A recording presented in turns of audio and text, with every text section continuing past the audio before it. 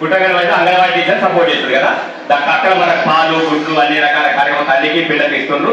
తల్లిని బాగుకొని ఉంటున్నాం. స్కూల్ పంపిన తర్వాత మిగతా అన్ని రకాలుగా చూసుకునే అవకాశం ఉంది. ఇంకా మీకు ఎందుకు పిల్లల్ని బడికి పంపకుండా బయటికి పంపుతారు, పనికి పంపుతారు, మీకు ఏం కష్టం వచ్చింది? ఒకప్పుడు ఇవన్నీ వసతులు లేకుండే, మనకి ఎప్పుడు మన చిన్న ఉన్నప్పుడు అప్పుడు 30 ఏళ్ళ కింద 40 ఏళ్ళ కింద ఇవన్నీ లేకుండే కాబట్టి కొంచెం మనకు కష్టమైంది. ఇప్పుడు అన్ని రకాల మనకు అవకాశాలు ఉన్నాయి కాబట్టి ఈ అవకాశాలను వినియోగించుకునే కొరకే మనం చేస్తున్నాం. కాబట్టి ఎక్కడ దయచేసి ఇక్కడ మన ఈ మున్సిపాలిటీ కార్పొరేషన్కి వచ్చేవారు మీకు అన్ని రకాలుగా మేము మహబూబ్నగర్ ఎంత బస్ స్టాండ్ పక్కన ఎంత ఉందో మీకు అన్ని అవకాశాలు ఇక్కడ ఉంటాయి. ఇక్కడ ఏ తక్కువ ఏమి లేదు. మంచినీళ్ళు కానీ, కరెంట్ కానీ, ఈ స్కూల్స్ కానీ ఏమైనా దేనికి వచ్చే వస్తాయి. ఇన్ని రకాలు మనం ఉపయోగించుకోవాల్సిన అవసరం ఎంత అనేది నేనేం చెప్తున్నంటే దయచేసి మనం పిల్లలను బడికి పంపించాలి. ఎందుకంటే మహబూబ్నగర్ దగ్గర కాబట్టి తండ్రి లేబర్ వారికి కన్స్ట్రక్షన్ ఫీల్డ్ పనికి వెళ్తారు, తల్లి వెళ్తారు, తల్లితో పాటు పిల్లలు తీసుకుపోవాలని చూసుకుంటారు. అది తప్పదు. దానివల్ల మీకు చాలా కష్టమవుతుంది. ఎందుకంటే కానీ మన పిల్లలు మనం అట్టే కోరుకోవద్దు. మనం ఏం చేయాలి? మన పిల్లలు మనం రాకుండా మన పిల్లలుగా అధికారులు కావాలి, ఉద్యోగస్తులు కావాలి, మంచి ఉండాలని కోరుకోండి ఉద్దేశం కొట్టి చేశారు.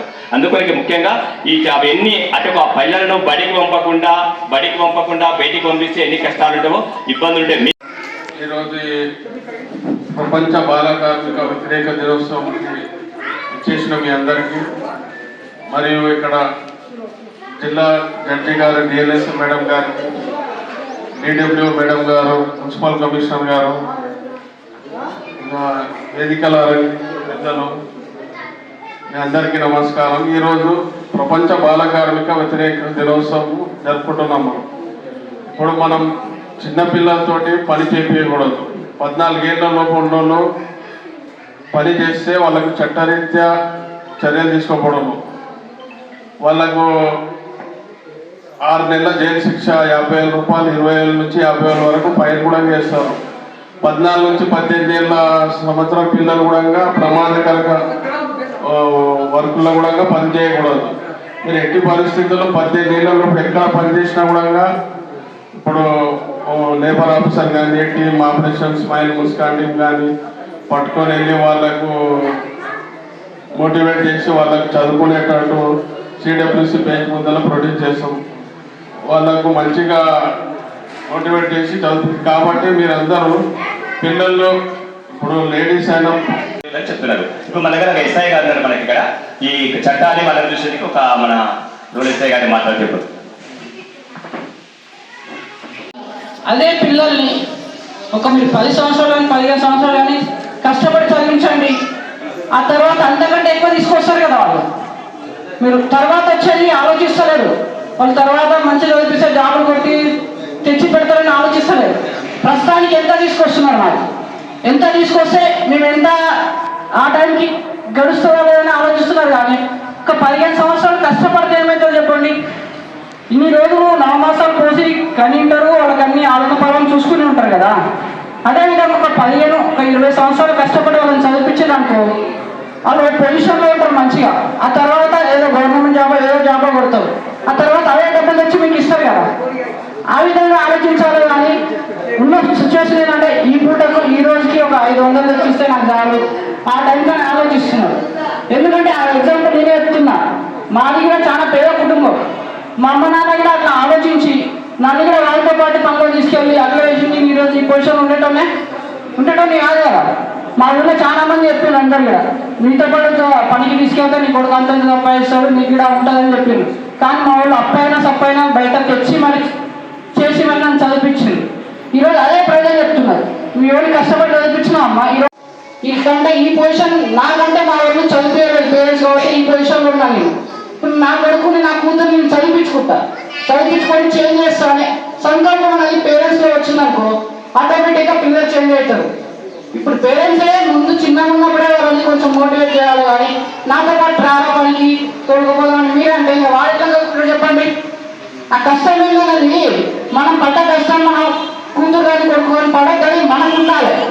మనకుండి ఆ విధంగా చెప్తే ప్రోత్సహిస్తే వాళ్ళు బాగుపడతారు. తర్వాత 15-20 సంవత్సరాలు అయిన తర్వాత మీరు కూడా అలాంటి కాలు కూర్చొని మంచిగా ఇంట్లో కూర్చొని మంచిగా ఉంటారు. మా పేరెంట్స్ నేనేం పని చేయిస్తలేదు. ఎందుకంటే వాళ్ళు కష్టపడి నన్ను చదివించి మీ పొజిషన్కి వచ్చినాయి కాబట్టి ఇప్పుడు వాళ్ళని మంచిగా కూర్చోబెడుతున్నాను. అదేవిధంగా మీరు ఆలోచించాలి. ప్రతి ఒక్కరు ఆలోచిస్తేనే జరుగుతుంది. అయితే మనము ఈరోజు కలిసి ఏమంటే మనం బాల కార్మికుల వ్యవస్థలను మనము దూరం చేసి పిల్లలకు వాళ్ళ బాల్యాన్ని వాళ్ళని అందించాలి. దానికి ఎన్నో గంటలు పట్టదన్నమాట. తర్వాత పిచ్చి పిచ్చి స్నేహాలు, ఇంకా అంతకంటే ఇంకా ముందుకు పోయినారనుకోండి ఈ స్నేహాల వల్ల ఇంకా కొన్ని చెడు అలవాట్లు కూడా వాళ్ళకు వ్యసనాలుగా మారి ఈ సిగరెట్లు, గాంజా, పొగాకు ఇలాంటివన్నీ ఈ చిన్న వయసులోనే మనం చాలాసార్లు కొంతమంది టీచర్స్ కూడా మాకు మీటింగ్స్ లో చెప్పారనమాట. కొన్ని తాండా ఏరియాస్ లో అక్కడ కొంతమంది పిల్లలు ఈజీగా అన్ని వ్యసనాలకు బానిసై వాళ్ళ దగ్గర ఒక చెడ్డ వాసన, సిగరెట్ వాసన కావచ్చు, పొగాకు వాసన కావచ్చు, ఇంకొంతమంది పిల్లలు ఏమంటే ఈ చదువులు మానేసి అక్కడిక్కడ చెట్ల కింద కూర్చొని గాంజాలు కూడా అలవాటు చేసుకుంటున్నారని కొన్ని చోట్ల మేము కలెక్టర్ గారి మీటింగ్స్ లో చెప్పుకోవడం జరిగింది. కాబట్టి అలాంటి వ్యసనాలకు బారిన పడడానికి మెయిన్ ఏమంటే మనం స్కూల్కు పంపించకుండా వాళ్ళకు ఏదైనా పనులకు దేనిలకు సరే ఇప్పుడు పోరా, ఇప్పుడు వీళ్ళకు బాగాలేదు, ఏదో పరిస్థితి బాగాలేదు, ఈ సంవత్సరం ఈ 2 నెలలు అయిపోయినాయి, ఇప్పుడు ఏముంది ఇంకొక 4 నెలలు పోయేసి వస్తే మరో సంవత్సరం చూద్దాం, ఇట్లా మనకి ప్రభుత్వం సహకరిస్తుంది, దాన్ని తీసుకోవచ్చుకుంటున్నాం. ఇప్పుడు మనం ఎదురు చూస్తున్నట్టు మనకు జిల్లా న్యాయ సేవా సమితి జడ్జి గారు మన దగ్గర వచ్చారు. జడ్జిని చూడాలంటే మనం కోర్టుకు పోవాల్సిన ఉంది. కానీ అలాంటి కాకుండా మంచి అదే కోర్టు పోవద్దని చెప్పడానికి మా దగ్గరకు వచ్చారు. మీరు కోర్టుకు రాకండి, ఏదున్నా మీ దగ్గర మీరే అది చెప్పడానికి మా దగ్గరకు వచ్చారు. కాబట్టి అలాంటి గత మన ఇంతకుముందు చేసిన విధాన్ని కాకుండా ఇప్పుడు ఎలా ఉండాలని మీద మీకు మేడం గారు మీరు అడిగారు కదా, దాని గురించి మేడం గారు సమాధానం చెప్పారు. అంటే చాలా ఆధునికంగా చాలా మార్పులు జరుగుతున్నాయి. అప్పటిదాకా మనం ఉన్నట్టు లేవు. కాబట్టి అన్నిటి గురించి మనం సమగ్రంగా తెలుసుకొని మన కుటుంబం మన కూడా బాగుండాలనే ఉద్దేశంతో చేసిన ఈ కార్యక్రమానికి ముఖ్య అతిథిగా విచ్చేసిన మన జిల్లా న్యాయ సేవా సమితి నుంచి వచ్చిన జడ్జి మేడం గారిని మనకు ఒకసారి మాట్లాడుతూ కోరుతున్నాం. కమిషనర్ అల్తాఫ్ గారికి, చంద్రశేఖర్ గారికి, రవీంద్ర నాయక్ గారికి, ముఖ్యంగా ఇక్కడికి వచ్చిన ఈ గ్రామ పెద్దలందరికీ, మహిళలందరికీ నమస్తే. మనము ఈరోజు ఈ సమావేశం ఎందుకు ఏర్పాటు చేసుకున్నామంటే పిల్లలతో పని చేయించకూడదు అనే దానితో ఈరోజు బాల కార్మికులకు వ్యతిరేక దినోత్సవంగా అందరూ కూడా ఈ రోజున ఆ రకంగా గమనించాలి అని ఈ ప్రోగ్రాం ఇక్కడ ఏర్పాటు చేయడం జరిగింది.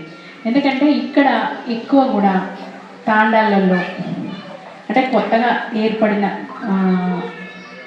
తాండా అవ్వచ్చు, లేదంటే ముందు నుంచి అందరూ ఇలాంటి కేటగిరీ అంటే ఇలాంటి వారికి మతాలకు, కులాలకు సంబంధించిన వాళ్ళు ఉన్నారు. కాబట్టి మరి ఈ ప్రదేశాన్ని మేము ఎంచుకోవడం జరిగింది.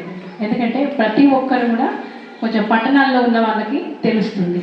ఎందుకంటే ఒకరిని చూసి ఒకరు అందరూ కూడా స్కూల్స్కి పంపే అవకాశం ఉంటుంది. మరి దూరంగా ఉన్న వాళ్ళకి ఎలా ఉంటుంది అంటే మనతో పాటు పనిలోకి తీసుకెళ్ళాలి అనే ఒక ఆలోచన ఉంటుంది. మరి దీన్ని ఏమంటారంటే ఆ పిల్లలకు సంబంధించి ఒక దోపిడీ అని చెప్పవచ్చు. ఎందుకంటే వాళ్ళ శ్రమని ఆ రకంగా చిన్నప్పుడే వాళ్ళ ప్రమేయం లేకుండానే, ఎందుకంటే వాళ్ళ ఇష్టానికి ఇక్కడ గుర్తింపు ఉండదు కాబట్టి వాళ్ళ ప్రమేయం లేకుండానే వాళ్ళ శ్రమని దోచుకోవడం, వాళ్ళ బాల్యాన్ని హరించడం, వాళ్ళని ఎదగనీయకుండా చేయడం. మరి మనకు రాజ్యాంగంలో ఏం చెప్పారంటే పిల్లల్ని పనులు ఎందుకు చేయించకూడదు అంటే వాళ్ళని ఎదగనివ్వాలి. ఎదగనివ్వట్లేదు కాబట్టి దోపిడీ జరుగుతుంది, కాబట్టి దాన్ని అరికట్టాలి అని చెప్పేసి చెప్తారు. మరి దాని గురించి చట్టాలు చేయించకూడదు అని మనకి ఇది 1986 నుంచి ఉంది. అంతకుముందు కూడా చెప్తున్నారు. మరి అప్పటి నుంచి కూడా చట్టం ఉంది. 86 అంటే ఇప్పటికీ 40 ఏళ్ళు అవుతుంది దగ్గరగా. మరి ఆ చట్టాలు ఉన్నా కూడా ఇప్పటికీ కూడా పనులకు పంపిస్తున్నారు. మరి ఎందుకు పంపిస్తున్నారు అంటే వాళ్ళకి తెలియక కాదు, చదివించాలని చెప్పి తెలుసు. దానికి కారణాలు ఏంటంటే ఆ కుటుంబంలో కొన్ని పరిస్థితులు ఎలా ఉంటాయంటే చదవట్లేదు అని చెప్పేసి పనిలో పెట్టేస్తారు. అలా కాదు కదా, చదవట్లేకపోయినా ఏదో రకమైనది తనకి ఇష్టమైనది ఏదో ఒక చదువు చదివించాలి. ఇంకా ఒకటి ఏంటంటే అమ్మ లేఖనం, నాన్న లేఖనం, చెప్పేవాళ్ళు లేఖనం, వీటిని స్కూలు ఎవరు పంపిస్తారు కాబట్టి పంపకుండా చూసుకునే బంధువులు కూడా స్కూల్కి పంపకుండా ఆపేస్తారు. ఇంతే కాకుండా ఆ పిల్లలకు కూడా చదవాలని ఇంట్రెస్ట్ ఉండదు కొద్దిమందికి. ఆ కుటుంబంలో చదివిన వాళ్ళు లేకపోవడం, వాళ్ళకి చెప్పే వాళ్ళు లేకపోవడము. నేను కూడా స్కూల్కి వెళ్ళి ఏం చేస్తాను, పొద్దున్న నుంచి సాయంత్రం దాకా నాకు అక్కడ కదలకుండా కూర్చోవాలి, నేర్చుకోవాలి, వినాలి. అదే ఇంట్లో ఉంటే ఇష్టం వచ్చినట్టుగా ఊళ్ళో తిరగవచ్చు, ఏదన్నా చేసుకోవచ్చు. అంటే ఏదైనా ఇందాక చెప్పారు కదా, చెడు వ్యసనాలకి అలాంటి వాటికి అలవాటు పడిపోతారు. అలా సోమరిగా తయారైన వాళ్ళు అలా ఉండొచ్చు. లేదు అని అంటే గవర్నమెంట్ స్కూల్స్కి వెళ్ళి చదవాలని ఇప్పుడంటే అన్ని చోట్ల గవర్నమెంట్ స్కూల్స్ ఉన్నాయి, ఇంగ్లీష్ మీడియాలు ఉన్నాయి, అన్నీ ఉన్నాయి. కానీ ఒక మనం 20-25 ఏళ్ళ కింద మాట చెప్పుకుంటే ఎక్కువ వరకు స్కూల్స్ దగ్గరలో లేకపోవడం వల్ల కూడా చదివే వాళ్ళు కాదు, దూరంగా పంపేవాళ్ళు కాదు. దూరంగా పంపితే పిల్లల్ని ఎలా పంపాలి అనే సమస్య కూడా ఒకటి ఉండేది. కానీ ఇప్పుడు అలా కాదు, అందరికీ అన్నీ తెలుసు, చదివించాలని తెలుసు, స్కూల్స్ దగ్గరగానే ఉన్నాయి. అయినా సరే చాలామంది స్కూల్స్కి పంపట్లేదు. మరి పంపట్లేదు అని అంటే అందరినీ స్కూల్కి పంపేలాగా చెయ్యాలి, తప్పకుండా పంపాలి. మరి అలా పంపాలి అంటే దానికి కూడా మన గవర్నమెంట్ చట్టం తెచ్చారు. తప్పకుండా వాళ్ళని బంధించైనా సరే స్కూల్కి పంపాలి అని ఆ చట్టంలో చెప్తారు. అలా నిర్బంధంగా అయినా సరే వాళ్ళని స్కూల్లో పెట్టాల్సిందే అని చెప్తారు. మరి ఎందుకు పెట్టాలి అని అంటే పిల్లలు ఎదగాలి, తర్వాత ఇవాళ పిల్లలే రేపటి భారత పౌరులు కాబట్టి పిల్లలందరూ తప్పకుండా ఎదగాలి అని చెప్తారు. మరి ఇందాక ఇక్కడ ఒక అమ్మ ఒక ప్రశ్నించింది ఏంటంటే ఉద్యోగాలు ఇవ్వట్లేదు. అమ్మ చదువు ఒక ఉద్యోగాల కోసమే కాదు, చదువుకుంటే ఆ నాలెడ్జ్తో అందరినీ ప్రశ్నించే తెలివితేటలు వస్తాయి. ఫస్ట్ తనకు కావాల్సింది ఎక్కడి నుంచి తెచ్చుకోవాలి, ఎక్కడికి వెళ్ళి అడగాలి అనే జ్ఞానం ఒకటి వస్తుంది. ఉద్యోగమే కాకుండా తనకు సంబంధించి తను నేర్చుకున్న విద్యతో ఏదైనా పెట్టుకోవచ్చు, ఏదైనా పని చేయవచ్చు. ఇంకా ఒకటి మనం కూలి అంటున్నాము, పని అంటున్నాము. ఈ పనిని ఎప్పుడు చేయొచ్చు అంటే చేస్తే తప్పు లేదు అని అంటే ఆ జ్ఞానం సంపాదించుకున్న తర్వాత తనకు సంబంధించిన విషయంలో తను కష్టపడి పని చేసుకోవచ్చు. ఏదైనా సరే తను చదువుకున్న చదువుకి అలాంటి ఏదైనా తన స్వశక్తితో ఏదైనా సరే ఏర్పాటు చేసుకోవచ్చు. కాబట్టి ప్రతి ఒక్కరు కూడా ఉద్యోగాని కోసమే చదవాల్సిన పని లేదు, అన్ని తెలివితేటల కోసం ముందు చదువుకోవాలి. కాబట్టి అలా ఉద్యోగాలు రావట్లేదు కదా అని చెప్పేసి చదువు ఆపేయడానికి లేదు. ఎంత పెద్ద చదువు చదివినా మళ్ళీ కూడా వచ్చి ఇంతకుముందు అమ్మా నాన్న చేసిన పనిని కూడా వాళ్ళు ఎంచుకోవచ్చు, అందులో తప్పు లేదు. మరి ఇంకా ఒకటి ఇందాక సార్ చెప్పారు కదా, లేబర్ ఆఫీసర్ గారు చెప్పారు, మరి పిల్లల్ని బడికి పంపిస్తే శిక్షలు కూడా ఉంటాయి, బడికి పంపకుండా పనిలోకి పంపిస్తే శిక్షలు కూడా ఉంటాయి. మరి ఆ శిక్ష ఎవరికి ఉంటుంది అంటే ఫస్ట్ తల్లిదండ్రులు పిల్లల్ని పంపిస్తారు. పంపించినప్పుడు నచ్చ చెప్తారు. ఫస్ట్ అది నేరం అని భావించకుండా నచ్చ చెప్తారు, మీరు అలా పనికి పంపకూడదు, పనికి పంపితే ఏం జరుగుతుంది, దీనికి చట్టాలు ఉన్నాయి, శిక్షలు ఉన్నాయని నచ్చ చెప్పి పని మానిపించేస్తారు.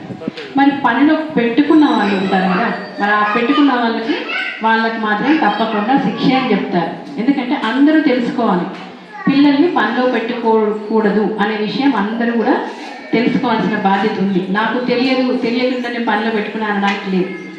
ఒక పిల్లవాడు తన షాప్లో కానీ ఇంకా ఏదైనా కర్మాగారంలో కానీ లేదు అని అంటే ఇంట్లో కానీ పనిలోకి చేరాడు అన్నప్పుడు ముందుగా చూడాల్సిందేంటి, 18 ఏళ్ళు నిండి వచ్చాడా నా దగ్గరికి పనికి అని ఫస్ట్ చూసుకోవాలి, తెలుసుకోవాలి.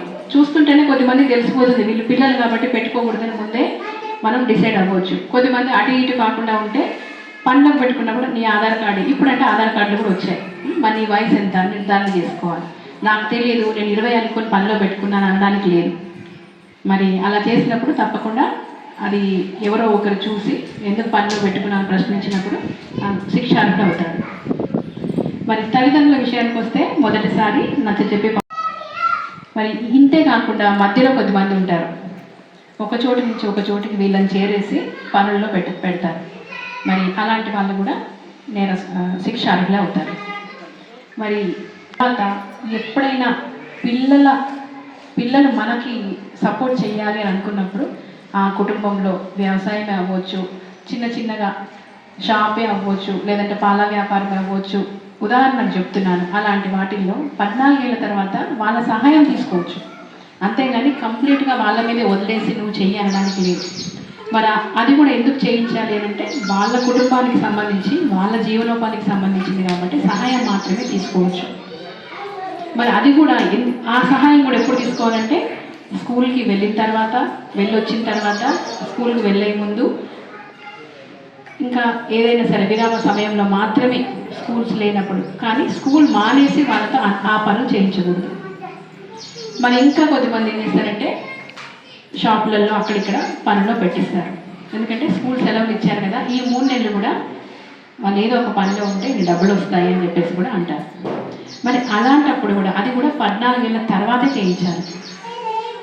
అప్పుడు కూడా వాళ్ళని తేలిగ్గా ఉన్న పనులు మాత్రమే చేయించాలి.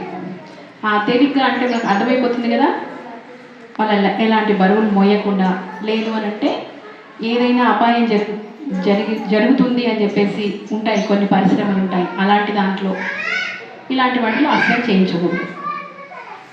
అది కూడా స్కూల్కి మళ్ళీ ఇబ్బంది కలగకుండా ఉండడానికి మాత్రమే అలాంటి సహాయం తీసుకోవచ్చు, ఉన్నప్పుడు మాత్రమే.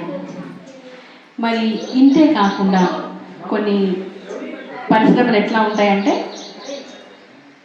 చాలా ఇబ్బందికరంగా ఉంటాయి. ఎలాంటివంటే ఇట్లా వెల్డింగ్ వాళ్ళకి సహాయంగా పంపించడము, లేదంటే సిగరెట్ తయారు చేసే దాంట్లో కానీ, ఇంకా ఏదైనా ప్యాకింగ్ కానీ, ఏదైనా సరే దానికి సంబంధించిన పనులు కానీ, ఇంకా ఎలక్ట్రిసిటీకి సంబంధించిన కొన్ని ఉంటాయి, అలాంటి వాటికి కానీ ఏదైనా సరే కష్టంగా ఉండే వాటిల్లో అసలు పని చేయించకూడదు.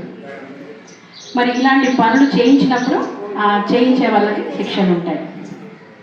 మరి ఆ పిల్లల్ని కూడా ఎన్ని గంటలు పని చేయించాలంటే మొత్తం రోజులో మొత్తం కూడా 6 గంటలే పని చేయించాలి. ఆ 6 గంటలు కూడా ఎప్పుడు అంటే మళ్ళీ ఉదయం 8 తర్వాత సాయంత్రం 7 లోపల, ఆ సమయాల్లో మాత్రమే 6 గంటల్లోనే పని చేయించాలి. 6 గంటల్లో కూడా 3 గంటల తర్వాత తప్పకుండా గంట విరామం ఇవ్వాలి వాళ్ళకి.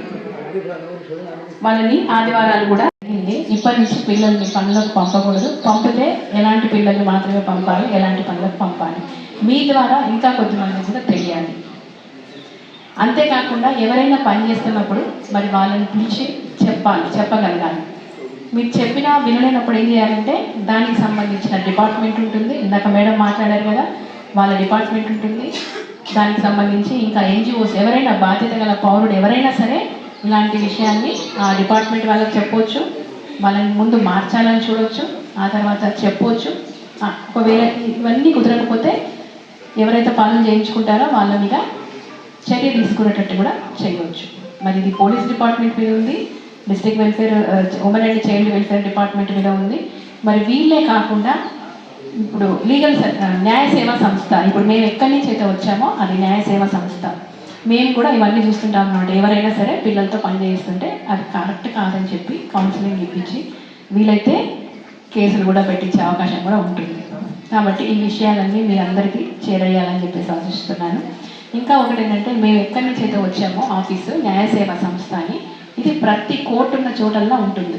ఇప్పుడు మనకు జిల్లా కోర్టు ఉంది కదా, మహబూబ్నగర్లో కోర్టులో ఉంది ఈ ఆఫీస్, అలాగే జడ్చర్లలో కోర్టు ఉంది కదా, అక్కడ కూడా ఉంటుంది ఒక ఆఫీసు. మరి ఈ ఆఫీస్లో ఏం పనులు చేస్తారంటే ముఖ్యంగా చేసేది ఏంటంటే అందరికీ కూడా ఉచితంగా న్యాయం ఇవ్వాలి. లాయర్ని పెట్టుకోలేని వాళ్ళకి, స్తోమత లేని వాళ్ళకి, లేదంటే తెలియని వాళ్ళకి, ఎలా కోర్టుకు వెళ్ళాలి, మా కేసు ఎలా వేసుకోవాలని తెలియని వాళ్ళకి అందరికీ కూడా సలహా ఇస్తారు, లాయర్లు ఇస్తారు.